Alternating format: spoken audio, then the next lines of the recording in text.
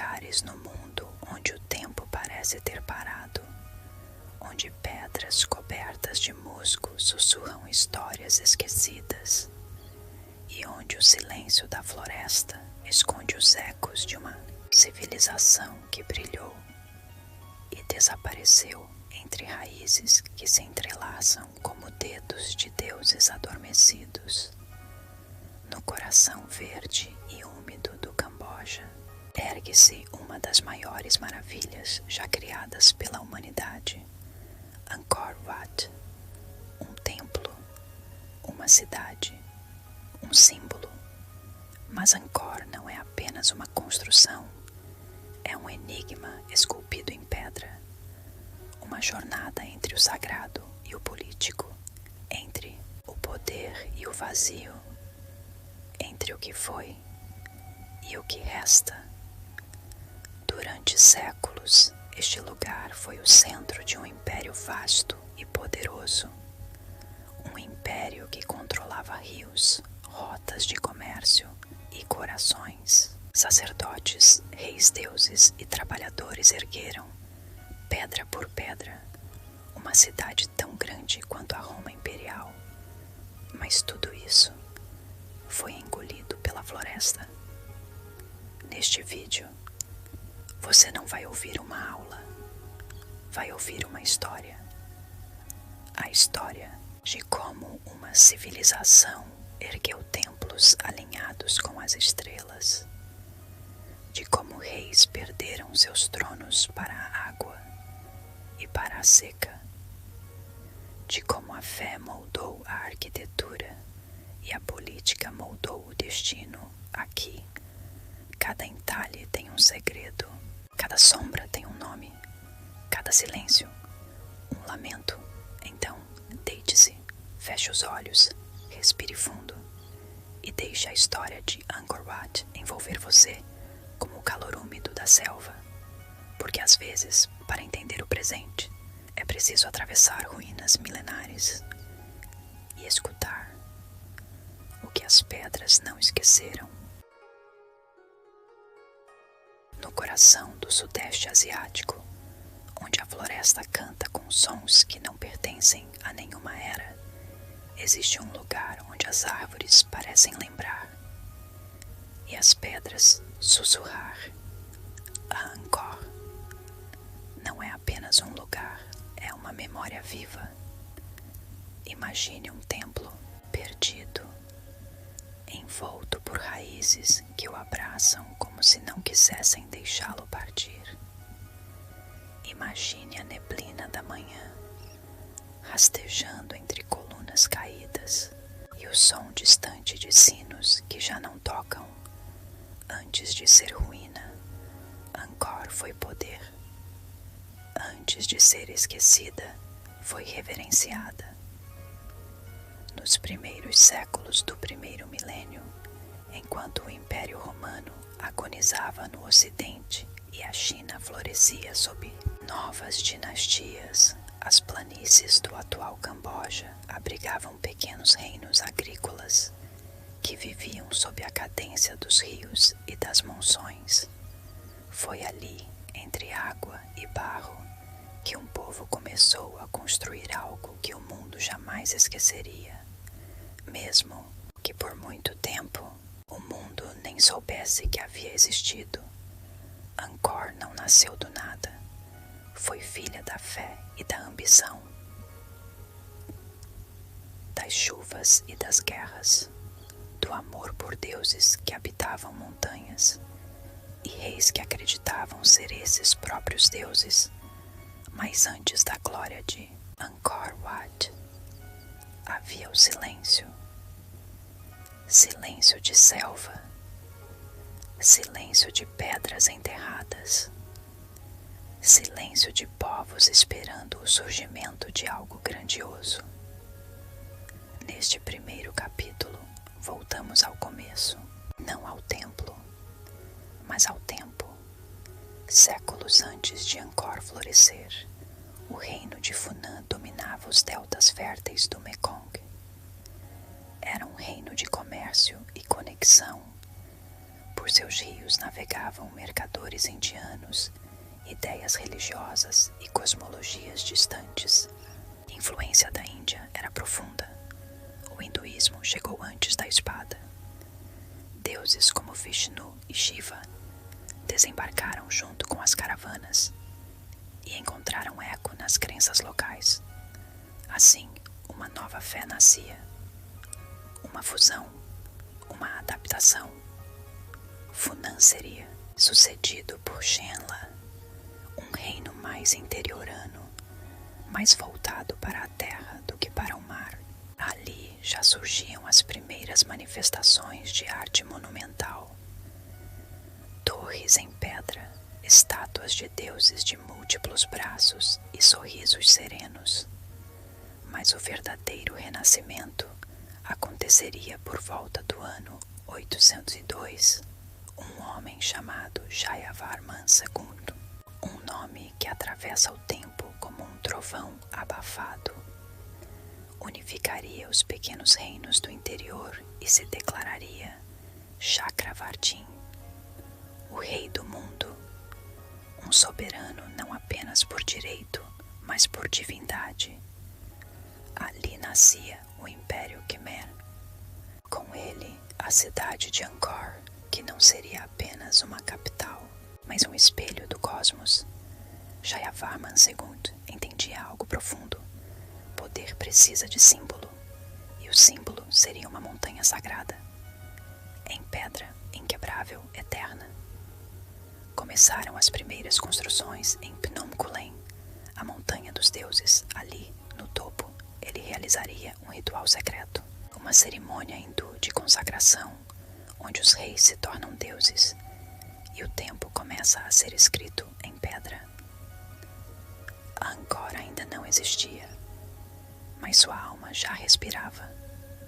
A selva observava, o povo obedecia e a lenda nascia. Ao longo dos séculos, novos reis viriam e com eles novas cidades, novos templos, novas ideias, mas todos herdariam esse desejo: construir o divino na terra. Com cada templo erguido, o império sussurrava ao mundo: nós estamos aqui e somos eternos. Mas o que sustenta um império? Rios, exércitos, deuses ou a memória daqueles que ousam lembrar. Hoje, ao andar entre as ruínas de Angkor, é fácil se perder, não apenas no espaço, mas no tempo. Cada raiz que rasga uma parede, cada pedra tombada, cada escultura sorridente escondida na sombra é um fragmento de uma história que ainda pulsa sob a terra. Neste vídeo, caminharemos juntos por essa história, devagar, como quem pisa em solo sagrado, como quem escuta uma canção muito antiga, tocando baixinho entre os galhos. E tudo começa aqui, onde o tempo se cala. A alvorada se ergue lentamente sobre Angkor. Não é um nascer do sol comum. A luz não apenas invade a floresta, ela acorda as pedras, ela escorre pelas paredes talhadas, toca os rostos de deuses esculpidos e faz os pássaros silenciarem por um momento, como se até eles estivessem ouvindo. Ali, entre os séculos 9 e 15, floresceu algo que o mundo jamais tinha visto. Uma cidade tão vasta, tão magnífica, tão viva, que os primeiros exploradores europeus se recusaram a acreditar que fora construída por homens do Sudeste Asiático. Eles a compararam a Roma, a Alexandria, a Babilônia. Mas Angkor era única, e o coração desse milagre era um lago, um reservatório, um oceano artificial. O Barai nele refletia-se o céu, mas também a alma do império. Enquanto no ocidente as cidades dependiam de rios e poços, Angkor dominava a água. Criou canais, reservatórios, represas e tornou as monções previsíveis, as secas suportáveis, a terra fértil. O poder fluía pela água e com ela a ordem. A cidade não foi construída apenas para ser habitada, ela foi planejada para ser contemplada. Cada templo, cada avenida, cada lago tinha um propósito e, mais do que isso, um simbolismo. Angkor era o universo em miniatura. O templo principal, Angkor Wat, era o Monte Meru, a morada dos deuses hindus. Seus 5 pináculos representavam os picos sagrados. Os fossos ao redor simbolizavam os oceanos cósmicos. Era uma arquitetura cósmica, uma cidade como oração. Mas por trás de tudo isso, havia mãos humanas. Milhares, milhões talvez. Camponeses, arquitetos, pedreiros, escultores, sacerdotes, trabalhando em silêncio, como se cada pedra colocada fosse uma oferenda aos céus. Angkor Wat foi construído no início do século XII, sob o reinado de Suryavarman II, um nome que ecoa como trovão nos anais do Sudeste Asiático. Ele não era apenas um rei, era um condutor de cosmos, um visionário que decidiu esculpir sua fé, sua glória e seu legado em pedra eterna. O templo foi dedicado a Vishnu, o preservador, e por isso foi orientado para o oeste, o reino da morte e da eternidade. Era um templo, mas também um túmulo, um monumento fúnebre, um portal entre mundos. A grandiosidade era indescritível. Quase 200 metros de largura, mais de 400 metros de comprimento, uma muralha que cercava tudo, como se o mundo inteiro estivesse guardado ali dentro. E nas paredes, histórias, painéis inteiros esculpidos com cenas do Mahabharata, do Ramayana, de batalhas celestiais, desfiles reais, dançarinas celestes, as apsaras sorrindo eternamente, com olhos que jamais fecham. Tudo respirava simetria, tudo pulsava espiritualidade. Mas Angkor não era feita só de templos, era feita de vidas, de mercados, de casas de madeira, de escolas monásticas, de silêncios que carregavam segredos de um império vasto. No seu auge, Angkor era uma metrópole de até 1 milhão de habitantes, maior do que qualquer cidade europeia de sua época. E no centro de tudo, um rei, mas um rei não como os outros. Não bastava ser corajoso, era preciso ser divino. O conceito do Devaraja, o Deus-Rei, era central à política Khmer.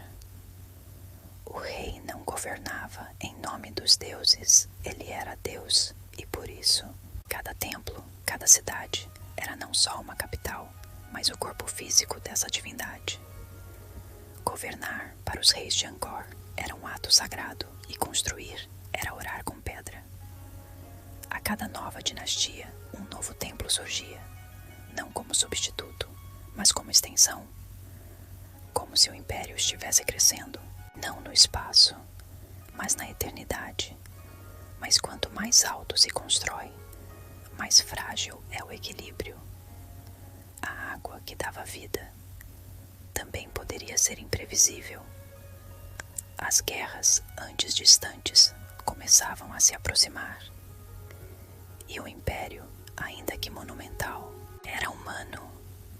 Respirava, sangrava e aos poucos começaria a esquecer de onde veio, mas por ora Angkor ainda sussurrava com o vento, e no reflexo de seus lagos o céu sorria. Às vezes, o que constrói um império não é a glória, é o luto. Foi assim com Jayavarman Sashinu, o mais enigmático dos reis Khmers, o mais humano e o mais divino. Ele não nasceu para o trono, mas o destino o chamou, como se a dor fosse um tambor que ecoasse pelos corredores do palácio, pedindo um novo rei. Seu filho havia morrido e sua esposa também. Perdas seguidas como tempestades, e no meio de tudo, a guerra, invasores vindo do norte. Os Shams, antigos rivais, haviam feito o impensável, invadido Angkor. A cidade foi saqueada, profanada.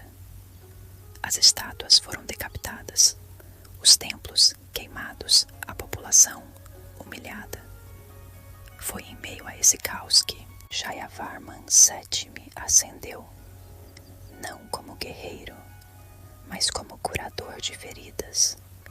Seu primeiro ato foi retomar a cidade, com estratégia, com fervor. Mas mais do que a espada, ele empunhava a compaixão. Ele reconstruiu Angkor como se quisesse costurar o coração partido de um império inteiro, e no lugar da destruição, ergueu esperança. Com suas mãos e milhares de outras, ele iniciou o maior programa de construção da história do Sudeste Asiático. Templos, hospitais, mosteiros, estradas, mais de 120 complexos religiosos, cada pedra um bálsamo, cada avenida uma oração. Mas havia um templo que se destacava, um que não apontava para os céus, mas para dentro do espírito humano, o Bayon, no coração de Angkor Thom, a nova capital fortificada. Ergueu-se uma torre diferente de todas. Do lado de fora, rostos enormes, rostos serenos, rostos que olham em todas as direções. 54 torres, mais de 200 faces. Alguns dizem que é o rosto de Avalokiteshvara, o Bodhisattva da compaixão. Outros, que é o próprio rosto de Jayavarman, talvez seja os dois, porque naquele momento o rei se fundia ao sagrado, mas algo mudou. Diferente de seus antecessores, Jayavarman VII não se apoiava nos deuses hindus. Ele era devoto de Buda, e isso alterou tudo. A religião do império, antes centrada em Vishnu e Shiva, agora cedia espaço ao budismo Mahayana. Os templos passaram a abrigar bodhisattvas, monges e mosteiros. As esculturas, antes guerreiras, tornaram-se suaves. O silêncio das meditações tomou o lugar dos rituais. Com fogo, mas Jayavarman não era um iconoclasta. Ele não destruiu o passado, ele o acolheu. Em seus templos, há traços de todas as fés que passaram por Angkor, como se ele entendesse que fé verdadeira é ponte, não muro, e assim o império floresceu novamente. Hospitais gratuitos foram erguidos ao longo das estradas, cada um deles com jardins, fontes e locais de oração. Jayavarman acreditava que a dor de um súdito era sua própria dor. Se a água purificava o corpo, a compaixão purificava o reino. E o povo respondeu. Durante seu reinado, Angkor atingiu um novo auge, mas o tempo, mesmo em um reino de pedra, não se detém. Aos poucos, fissuras começaram a surgir. O tamanho colossal dos projetos esgotava os recursos. A sucessão tornava-se incerta, e os antigos cultos hindus ressentiam-se. O império respirava fundo, como se pressentisse que após a grande cura viria o grande silêncio. Jayavarman VII morreu, deixando para trás um império coberto de rostos sorridentes, mas com os olhos voltados para o que viria depois. Ele não foi apenas um rei, foi uma cicatriz viva, um monumento de amor, uma ponte entre a dor e a eternidade. E na floresta, as pedras ainda sussurram o seu nome. A floresta engole tudo, mesmo impérios, mesmo deuses, mesmo sonhos. Depois da morte de Jayavarman VII, Angkor continuou a pulsar, mas o ritmo mudara, como um coração que já não bate com a mesma força. O império estava cansado, não de suas glórias, mas do peso que carregava. Os templos ainda erguiam-se como montanhas esculpidas, mas as raízes começavam a vencê-los. Literalmente, árvores brotavam nas frestas das pedras. Galhos rompiam as muralhas com paciência milenar. Era como se a própria natureza, silente e paciente, estivesse cobrando seu lugar de volta. Mas o declínio de Angkor não foi causado por espadas. Foi causado por algo mais invisível, mais lento, mais cruel. A água, ou melhor, a ausência dela. Por séculos, os Khmers haviam dominado a hidráulica como poucos. Criaram sistemas complexos de reservatórios e canais. Os bareis, um deles, o Barai Ocidental, era maior do que cidades inteiras da Europa medieval. Esses reservatórios regulavam a agricultura, a pesca, a navegação e, mais do que isso, alimentavam o sagrado. A água, para o povo Khmer, era uma ponte entre o humano e o divino. Os canais ligavam templos como artérias de um corpo espiritual. Mas quando o clima começou a mudar, tudo desandou. Secas severas se alternavam com monções destrutivas. A infraestrutura colapsava. Os canais assoreavam. Os diques transbordavam. A engenharia que antes sustentava a civilização, agora a sufocava. E junto com a água vinha o esquecimento. Registros sumiam. Templos eram abandonados, os deuses calavam-se, e no vácuo espiritual deixado pelo budismo Mahayana surgiram novas doutrinas.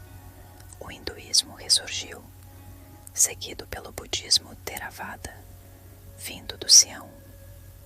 Era o mesmo Buda, mas um olhar mais simples, mais interior, menos monumental. Os monges não precisavam de templos colossais, precisavam de silêncio, de sombra. A religiosidade mudou e com ela o destino de Angkor. Pouco a pouco, os reis migraram para outras regiões. Phnom Penh, mais ao sul, crescia. Angkor era deixada para trás, como uma rainha viúva que já não recebe visitas. Mas o desaparecimento de Angkor não foi súbito. Foi um apagar de luzes, uma vela que se apaga sem vento séculos depois, quando exploradores europeus se depararam com as ruínas cobertas de lianas e musgo. Não puderam acreditar que aquilo fora obra de homens. Alguns atribuíram às civilizações perdidas de Atlântida, outros a gigantes ou mesmo extraterrestres, porque ninguém imaginava que no coração da Ásia um povo tivesse construído algo tão sublime e deixado desaparecer. Mas Angkor nunca desapareceu de verdade. Ela viveu nos contos, nas lendas, nos rituais. Monges ainda caminhavam entre as ruínas. O povo local ainda rezava para os rostos de pedra. A floresta era seu novo templo. E os sussurros de Jayavarman VII ainda ecoavam. Curar não é construir, é lembrar que até a dor tem forma sagrada. Hoje, arqueólogos mapeiam as fundações de cidades inteiras ao redor de Angkor Wat, escondidas sob a terra e raízes. São como fantasmas urbanos, cidades submersas no tempo. Elas revelam que Angkor não era apenas uma capital, era um universo interconectado, orgânico, vivo, mas acima de tudo era uma lembrança de que até os impérios mais majestosos são passageiros e que às vezes desaparecer é outra forma de permanecer na água, na pedra, na selva, na memória. Há silêncios que gritam, e Angkor gritava sob a terra. Por séculos, acreditou-se que Angkor Wat era o centro de tudo. O coração solitário de uma civilização esquecida. Mas o que estava visível era apenas a superfície. A selva escondia mais, muito mais. Era o século XXI, quando arqueólogos e engenheiros apontaram para o invisível, não com paz, mas com luz. Lidar uma tecnologia que dispara feixes de laser do alto e lê o relevo escondido sob árvores, raízes, musgo. O que apareceu nas telas era um mapa assombrado. Ruas do culto, templos, bairros inteiros, canais, represas, barragens, centros administrativos. Angkor não era apenas uma cidade monumental. Era uma metrópole, viva, conectada como uma teia pulsante, onde hoje há apenas florestas. Um dia houve mercados, casas de madeira, multidões andando em silêncio ritual. Era como encontrar o esqueleto de um titã sob um campo de flores. Mas os segredos iam além das construções. Sob a terra havia rituais enterrados, objetos votivos, estátuas decapitadas com cuidado cerimonial, urnas com cinzas humanas em posições deliberadas. Não era destruição, era transição espiritual. Os Khmers não apenas erguiam pedras, eles ritualizavam o espaço. Cada direção, cada alçada, cada caminho refletia uma cosmologia. O centro da cidade não era apenas político, era místico. Angkor era um mapa do cosmos. O templo central representava o Monte Meru, o eixo do universo segundo a cosmologia hindu-budista. Os canais, os rios cósmicos, as muralhas, os limites do mundo.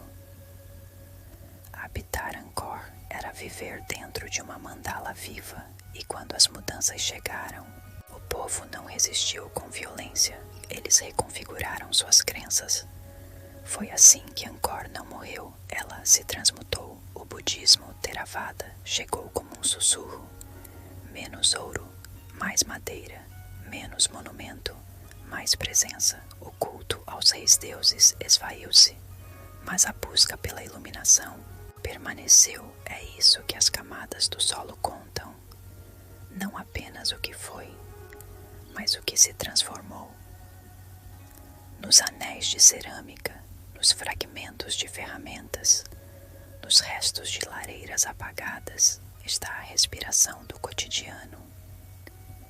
Crianças que correram entre os templos, mulheres que cozinharam sob os portais de pedra, monges que meditaram em silêncio ao ao som de sinos distantes. Cada camada da terra é uma página, e a arqueologia é o ato de ouvir as páginas sussurrando. Hoje, enquanto drones sobrevoam Angkor e cientistas percorrem as galerias esquecidas, uma nova história está sendo recontada, uma história onde o Império não caiu, mas recolheu-se, como uma maré que se retira para voltar em outra forma. O Império Invisível de Angkor não está apenas nas ruínas, está no ar que paira entre as árvores, no cheiro da pedra molhada, no som de folhas tocando os muros antigos e em cada visitante que caminha ali, silenciosamente, em respeito. Porque Angkor não é uma ruína, é um sussurro. Nas galerias de pedra, esculpidas com precisão divina, não estão apenas cenas de batalha ou deuses em transe, estão os pensamentos dos reis. Angkor não foi construída ao acaso. Cada torre, cada parede, cada caminho era uma declaração de poder e crença. E por trás dessa arquitetura espiritual havia homens, reis que se chamavam de Chakravartin, o soberano universal, aquele que gira a roda do destino. Eles não se viam como governantes comuns, eram filhos dos deuses, e às vezes os próprios deuses, como Jayavarman VII. Talvez o mais enigmático de todos. Seu rosto está por toda parte, nas torres de Bayon, nas faces sorridentes de pedra, nas esculturas que observam tudo em silêncio. Mas Jayavarman não sorria apenas por glória. Seu reinado surgiu de ruínas, após invasões, após dor. Foi ele quem reconstruiu o império, não com espadas, mas com compaixão. Construiu hospitais, caminhos, refúgios para peregrinos e, acima de tudo, templos, como o Bayon, como o Tabron, onde raízes abraçam pedra, como se o tempo estivesse rezando. Mas por que um rei tão poderoso escolheria representar a si mesmo com um sorriso?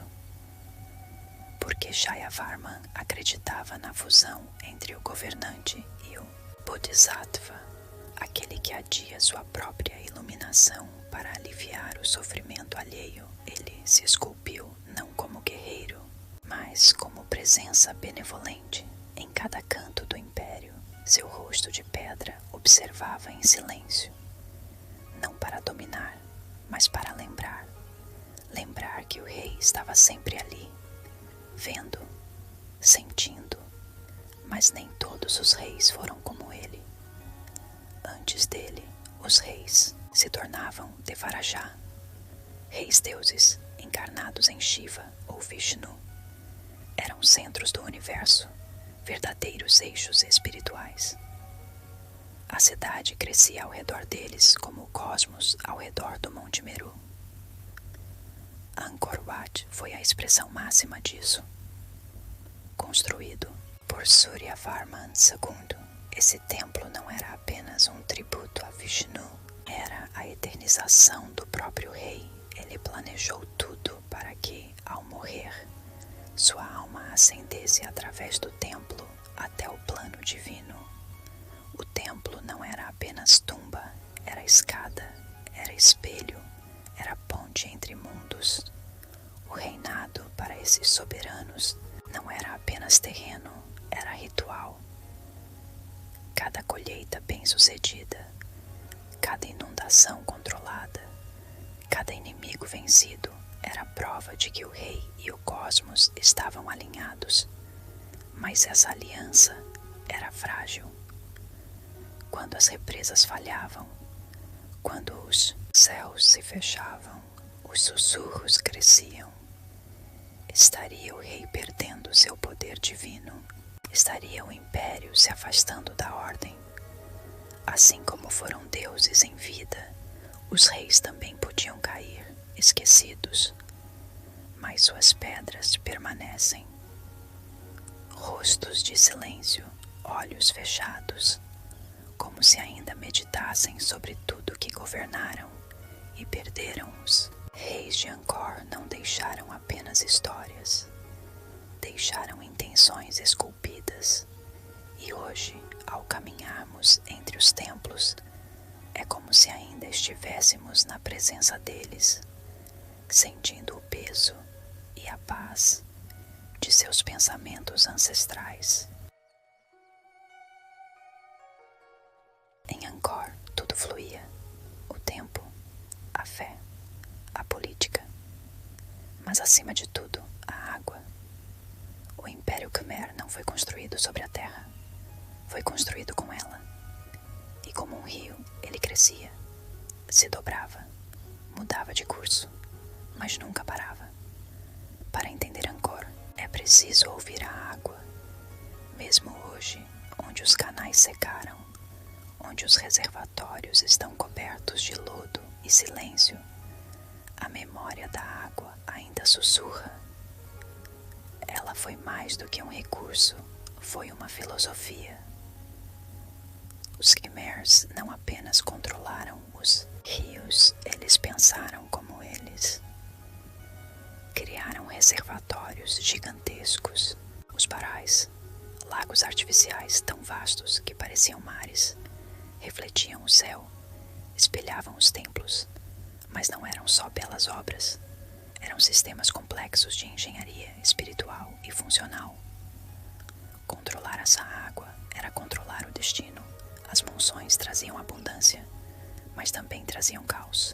Os reis Khmers prometeram ordem, construíram diques, canais, represas que dançavam com o tempo e a estação. Transformaram a selva em um tabuleiro de pedra e correnteza. A água regava os campos de arroz que alimentavam milhões.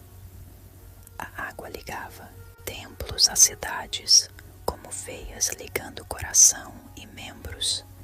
A água purificava, consagrava, abençoava e sempre fluía para o centro. Angkor Wat Bayon, Tabrom. Os templos eram ilhas sagradas num oceano calmo de arrozais e canais. Cada templo, um mundo. Cada lago, um espelho do universo. E o rei era aquele que mantinha esse sistema em equilíbrio. O Senhor das estações, o eixo onde céu e terra se encontravam. Mas o que acontece quando a água desaparece? Quando o céu se fecha? Quando os canais secam? Quando as represas quebram? Então o império ouve o som do vazio. E o silêncio da água pode ser o primeiro sussurro da queda. Os estudiosos modernos dizem que uma das causas do declínio de Angkor foi o colapso do sistema hidráulico, não por falha humana, mas por excesso. Cresceu tanto, tão rápido, que ficou frágil. As represas não suportaram as novas monções. Os canais se entupiram de lama, a natureza retomou o curso. Como sempre faz, o império que um dia pensou como um rio, foi engolido por ele. Hoje, entre as raízes que rasgam pedras, é possível imaginar a água correndo, silenciosa, pacífica, eterna. Ela levou o império, mas também o preservou. Na lama, nos sedimentos, nos reflexos, Angkor vive, na água e no silêncio que ela deixa quando parte. Nem céu, nem terra. Angkor nasceu entre mundos, entre o divino e o humano. Os reis Khmers não eram apenas líderes, eram deuses, ou pelo menos se apresentavam assim. Chamavam-se Devaraja, o rei Deus, e em cada gesto, em cada pedra erguida, deixavam um sinal de sua divindade. Não era vaidade, era estrutura. O império funcionava porque o povo acreditava. Acreditava que o rei não governava sozinho, mas com os deuses, ou melhor, como um deles, os templos de Angkor não eram apenas lugares de culto, eram residências divinas e o rei era o primeiro morador.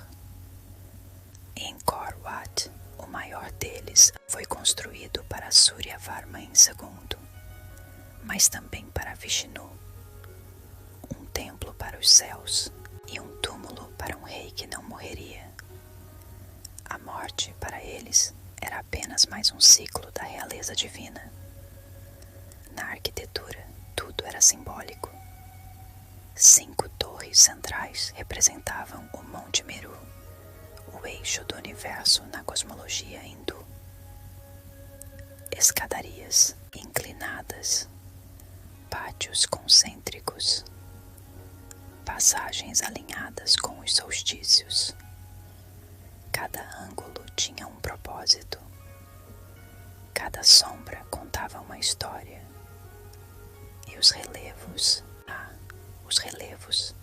quilômetros de cenas entalhadas em pedra viva, deuses em guerra, demônios emergindo do oceano cósmico, homens e mulheres dançando em êxtase e oferenda, mas também cenas da vida cotidiana, caça, luto, plantio, crianças brincando.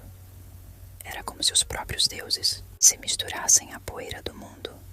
O povo via isso, sentia isso e aceitava a ordem.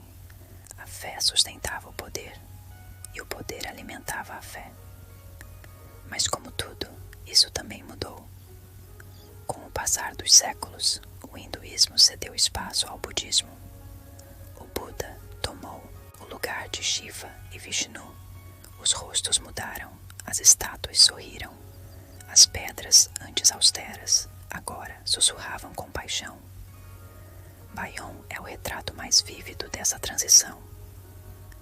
Lá, 216 rostos gigantes esculpidos em torres fitam todas as direções. Seriam os rostos de Avalokiteshvara, o Bodhisattva da compaixão, ou do próprio rei Jayavarman VII, que se via como um Bodhisattva vivo. Talvez fossem ambos. Talvez o povo já não fizesse distinção. Reis ainda governavam, mas a divindade tornou-se mais serena, menos guerra, mais introspecção, menos relâmpagos celestes, mais silêncio interior. A espiritualidade do império tornou-se reflexiva, como um lago em tempo de calmaria. E por um tempo, Angkor floresceu assim, entre o humano e o eterno, entre a pedra e a brisa, entre o guerreiro e o monge. Foi nessa mistura que o império se elevou e talvez foi aí também que começou a desaparecer, porque os deuses podem caminhar entre homens, mas nunca ficam para sempre. O tempo não tem pressa e a selva também não. Ela espera, sempre esperou. Enquanto reis erguiam templos, ela crescia em silêncio. Enquanto exércitos marchavam, ela observava, imóvel, e quando Angkor começou a enfraquecer, foi a floresta que sussurrou primeiro, não com violência, mas com paciência, como quem sabe que tudo volta a ela. No século XV, o império já não era o mesmo, a glória se mantinha nas pedras, mas não no povo. As obras grandiosas começaram a cessar, as estradas a se deteriorar, os canais tão vitais foram se assoreando, o sistema hidráulico, aquele que sustentava toda a cidade, entrou em colapso lento. Chuvas irregulares, secas severas, cheias repentinas. A selva sabia disso, porque ela estava ali antes e sempre voltaria. Mas o povo de Angkor não estava preparado. Alguns falam de invasões estrangeiras, outros de conflitos internos, mas a verdade é mais sutil. Foi o desgaste, a exaustão de um sistema que cresceu demais, rápido demais. Os reis já não eram deuses e os deuses já não respondiam. O povo começou a partir, lentamente, sem alarde, sem despedida. Deixaram os templos, as casas de madeira, as estradas cobertas de pó. Foram para o sul, para regiões mais seguras, mais estáveis. Angkor ficou para as árvores, para as raízes, para as vinhas que escalavam torres como dedos silenciosos do tempo. As torres foram engolidas, os relevos abafados por musgo e sombra. Os rostos de Buda desapareceram em meio às folhas. Os corredores de pedra se tornaram túneis verdes habitados por macacos e silêncio. A selva não destruiu Angkor. Ela apenas tomou de volta, como se a cidade fosse um sonho e a floresta o despertar. Por séculos, Angkor viveu assim, adormecida, visitada por poucos, conhecida por menos ainda, um rumor entre camponeses, uma lenda entre monges, até que no século XIX, um francês chamado Henri Mouhot-Caillou, diante das ruínas cobertas de árvores, ali ele escreveu um dos maiores monumentos já concebidos pela mão humana. Perdido no coração da selva, o mundo acordou, mas Angkor já estava sonhando havia muito tempo. Talvez ainda esteja, porque nem todo silêncio é esquecimento, e nem toda floresta esconde, às vezes, ela apenas protege. Em meio à vastidão da selva cambojana, as pedras ainda falam. Elas não têm voz, mas guardam todas as histórias que já foram sussurradas. Em seus relevos, deuses dançam, reis meditam, batalhas eternizam-se. E na quietude de suas galerias, um segredo se repete. Tudo o que é grande também é frágil.